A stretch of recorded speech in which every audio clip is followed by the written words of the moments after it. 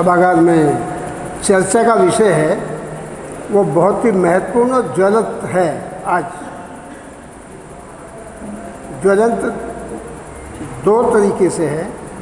एक तो against violation of constitution, constitution का जो है वायलेशन के है, कॉन्स्टिट्यूशन के खिलाफ है। और दूसरा जो मनुवादी व्यवस्था है उसको बढ़ावा देने का एक षड्यंत्र के तहत कि कोलिजियम सिस्टम का जो रूप आज है, यानी कि जज ही जज का अपॉइंटमेंट करेगा, ये कॉन्स्टिट्यूशन में कहीं नहीं है। मंडल आयोग के बाद 93 में ये पनपा और इसको पनपने में जितने भी मनुवादी, जितने भी हम बोल देते हैं ब्राह्मण, कायस्थ और ये ठाकुर, इन्हीं का हाथ है और वही सब व्यवस्था में बने हुए हैं। कोई एग्जाम नहीं होता इनके लिए, पार्टियों का कोई सहमति भी नहीं होती है। ये केवल 3 जज होते हैं, 4 जज होते हैं, हाई कोर्ट में 3 जज होते हैं, सुप्रीम कोर्ट में 4 होते हैं। वो जिसको चिन्हित करेंगे, जिसको पसंद करेंगे, वो जज हो जाए।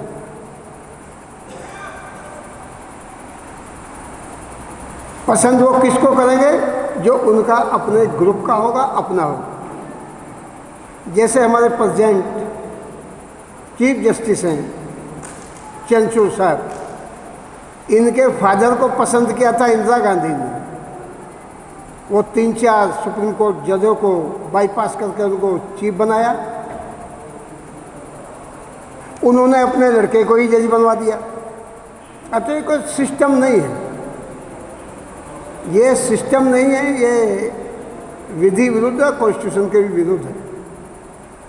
इसकी वजह से क्या है कि जो बाकी पॉपुलेशन है, जो बाकी अधिवक्ता हैं, उनको कोई मौका नहीं मिलेगा, क्योंकि ये मौका देंगे ही नहीं। और कानून को जो गवर्नमेंट आज रूल कर रही है, उसके जो मत हैं, उसके जो विचार हैं, उसकी जो नीति हैं, उसको ये सर्टिफाइड कर देते हैं वहाँ से। जिसको गवर्नमेंट नहीं कर सकती, इनके बहाने से कर देती है। जैसे अभी क्रीमी लेयर वाला एससी पे सिस्टम शुरू किया, गवर्नमेंट नहीं कर सकती थी क्योंकि वोट बैंक का लफड़ा था। उन्होंने जो है संविधान के थ्रू, जबकि ये इशू ही नहीं था। ये चौहान साहब आपको डिटेल में बताएंगे, ये इशू ही नहीं था। अब तो ये सब इसलिए बनाया जा रहा है कि जो SC, ST, OBC हैं, उनको उनकी उस पोजीशन में लाने के लिए जो मनुस्मृति में लिखा है। तो विचार बहुत महत्वपूर्ण है, चर्चा बहुत महत्वपूर्ण है।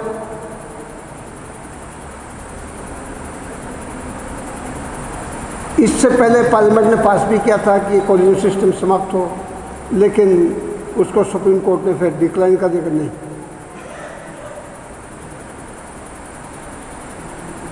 तो इसमें आने के लिए सबसे पहला तो ये है कि जब तक आप सेंटर में गवर्नमेंट आपकी नहीं होगी, ये सिस्टम चेंज नहीं हो सकता।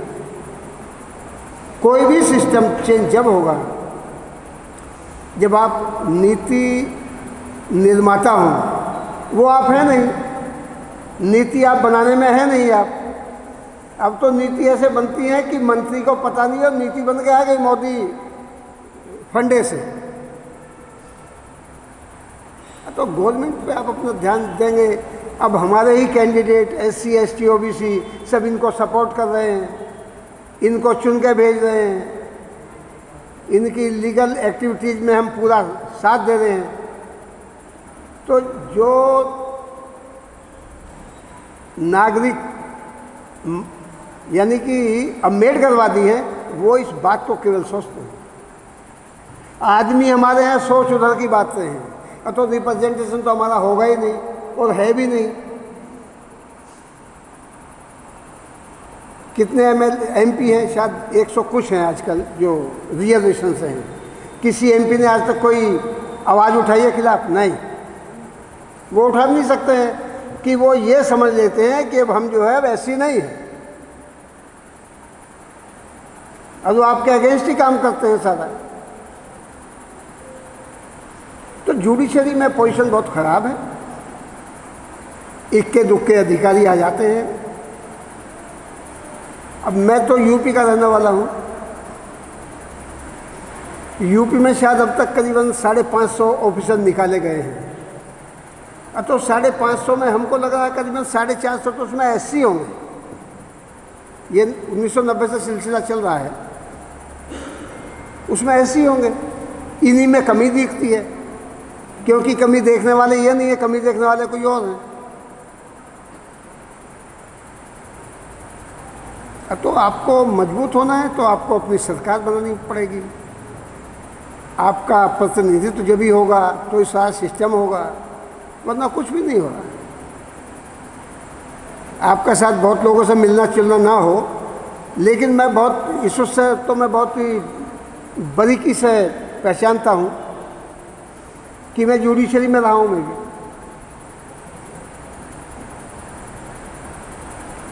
एक मेरे एजे होते थे, वो जनरल थे। मैं एसपी सिंह लिखता हूँ तो लोग मुझे कई तो गर्लफ्रेंड में ठाकुर मान लेते थे। उन्होंने मेरे से फर्स्ट टाइम कहा कि सिंह साहब ये जो सीजे है, मैं इसको सर्विस से निकालना है। वो कोरी था, ऐसी होते हैं। मैं कहा ठीक है सब देखेंगे। अगर देखेंगे ना इसको निकाल दें देखेंगे।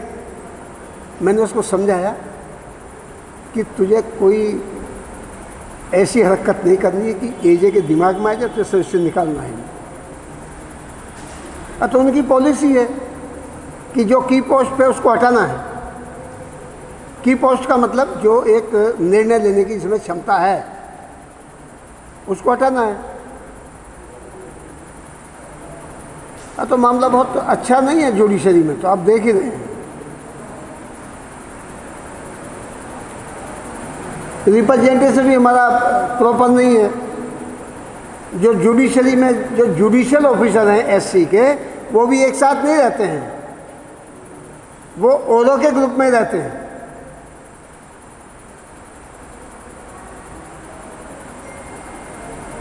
तो ये सब बातों पर बहुत विचार किया जाए, ये बात समाज में रखी जाए, जो नवयुवक जो नए बच्चे आ रहे हैं उनके दिमाग में लाई जाएं, तब होगा। ऐसा सिस्टम बहुत जल्दी बदलने वाला नहीं है। बदलाव है लेकिन ज़्यादा नहीं है। अपने अंदर सुधार बहुत ज़रूरी है।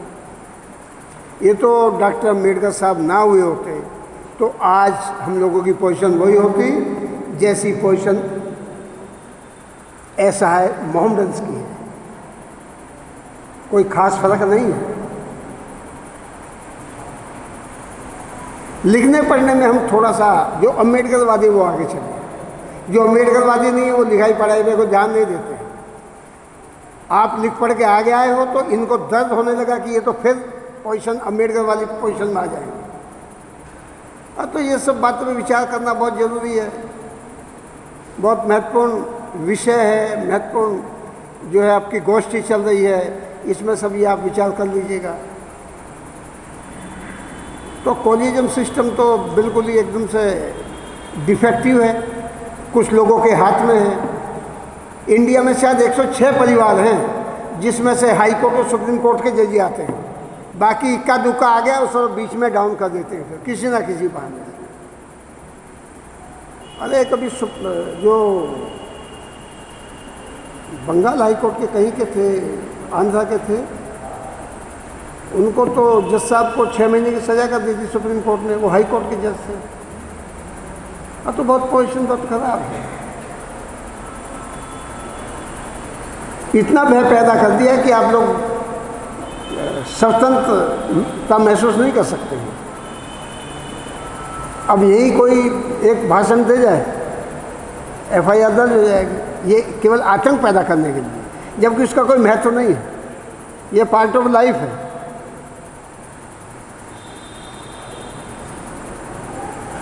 यानी कि जो डॉक्टर अम्बेडकर की पॉलिसी है, गवर्नमेंट उनको एबॉलिश करना चाहती है। आप अम्बेडकरवादी हैं, आप उनको जीवित रखना चाहते हैं। यही संघर्ष तो है गवर्नमेंट में, हमें और कोई संघर्ष तो नहीं है। जितना भी रिजर्वेशन गवर्नमेंट जॉब में था, सरकारी नौकरियों में था, उसको प्राइवेट सेक्टर में दे दिया कि वहाँ रिजर्वेशन है नहीं। तो एक मुहिम ये है कि आपको नीचे कैसे लाया जाए। तो जो आज का टॉपिक है, बहुत महत्वपूर्ण टॉपिक है, उस पर सीनियर साहब आए हुए हैं, चौहान साहब, वो आपको अपने व्यू बताएंगे। इसी बात के साथ समय भी कम बताया गया है मुझे। जय भीम, जय भारत।